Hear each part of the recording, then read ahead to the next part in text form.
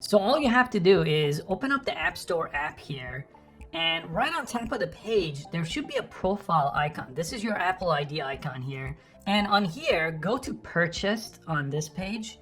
And Purchased shows you all the apps you currently have, free or paid, it doesn't matter. Almost all these apps are, they're just the free regular apps. And if it says open, that means it's still on the iPhone. If it has this download icon, that means it has been deleted.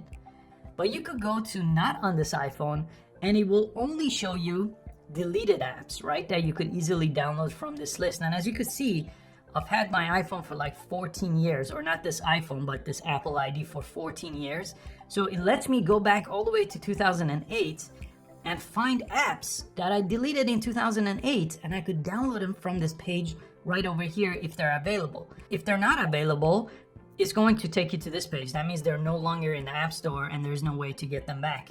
But if they are available, like this app, you could just press the download option here and it will download it back to your phone. If you want to remove any of them from the list, by the way, you could go ahead and just slide over like this on it and then hide it from this menu, and it will no longer have the download icon when you find this app in the App Store.